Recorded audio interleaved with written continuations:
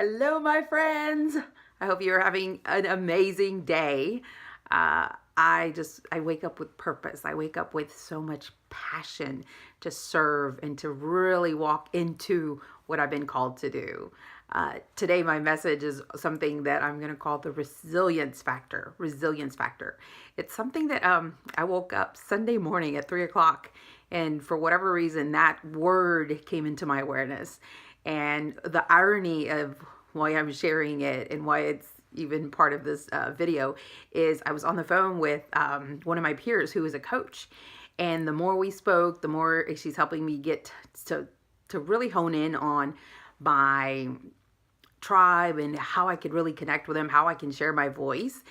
And she's like, at the very end, she's like, one of the things that I'm really reading from you is something that I feel is really clear is your resilience.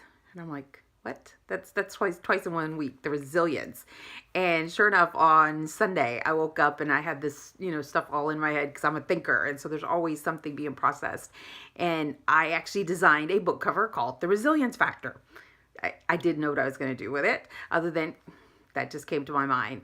And so she asked me, what is it and what has allowed you to be so resilient in your life? And for you guys that don't know, I've overcome so much. Infertility for 19 years. I was the only one in my family, a family of four, to leave home, graduate high school, go in the military, work my way up the ranks.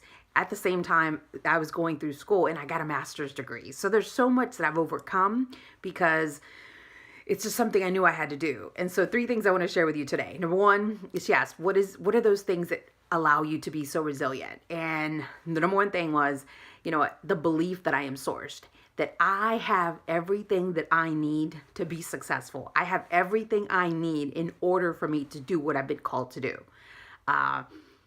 It doesn't mean that I don't seek other people out and that I don't actually, take other people's advice. And, I seek the experts. I don't just, my neighbor who knows how to do this. No. I go to the pros. I've always believed that there's a pros for a reason. And so, in my health journey, I went to the pros. I interviewed oncologist after oncologist, and more than not, they would share, whatever it was. And something within me said, you know what? These guys don't really know what's right for me. And then I believe that I made the decision based on the fact that I was sourced to make the right decision based on what was in my gut that I had to do.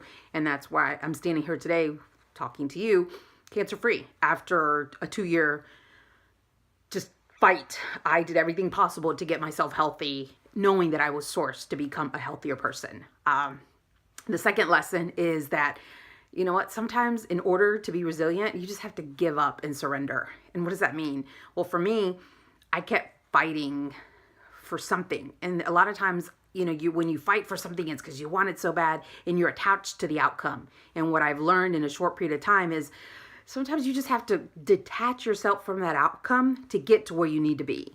And that happened to me. I owned a restaurant for almost 5 years, and oh my goodness, I was so attached to making this thing work. For 3 years, everything was great. We were, having an amazing business. Everything was going really well.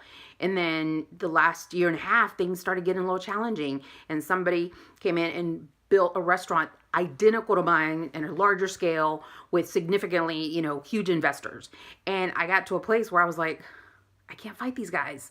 Like, I had such a unique product and amazing customers, great product. But I kept fighting and I was trying to do everything possible to help keep this thing up afloat. And then after a 5-year period of time, I was like, you know what? I can't fight that. I'm sorry. So what did I do at that point?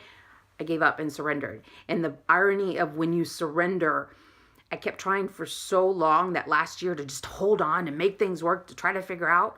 When I surrendered, it was so easy to surrender. Like, even though I had fought to try to get there, when I surrendered, everything worked out in my favor. Literally, when I thought that I was going to be on the hook for hundreds of thousands of dollars from this, franchise agreement, I was able to go to them and say, hey, you know what? I tried it. It did work. I invested my heart, my soul, my money, my time, and it's just not going to work in this location. And for them to be like, okay. And I was totally released from that. But I fought it for so long. Had I probably given up sooner and surrendered, I wouldn't have been as challenged. And everything worked out perfect because when I gave up and surrendered, I closed in April, and then in June of that year, I got diagnosed with breast cancer. So it was perfect because anybody who knows anything about restaurants, you're always on, you're always working. And so it gave me that peace of mind to not have to worry about a restaurant and actually go take care of myself and heal. And that's where I've been for the last couple of years, is just take care of my body, taking care of everything emotional. There's so much that has to happen. And that was my case, to heal from everything, that surrendering and just being focused on my health was the most important. And then the last thing is, you know what? I am a person of faith. And believe it or not, the faith has helped me to get through so much. When it came to every challenge I've ever faced, from losing my dad at 14, from losing my mom in my 30s, and most recently, losing my brother, my best friend. We were a couple years apart. We were like thick as thieves. I mean, literally, he didn't wake up or go to sleep without, hey, Mari, we need to talk. Hey, how's it going? And when I lost him, I lost a piece of my soul. And you know what?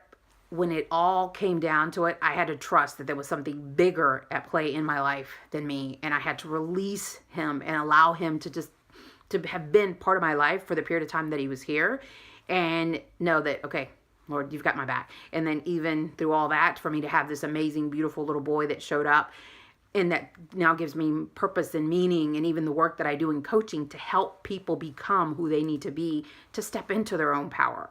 And so I just wanted to share a little bit about what my thoughts were around something called the resilience factor. And I don't know what it is or what it's going to develop into, but I wanted to capture it because it's so important when you find moments like this that exhilarate you, that bring you to life and help you to become the person you are today, because it's a journey. Life is a journey. Getting to where you need to be is a journey.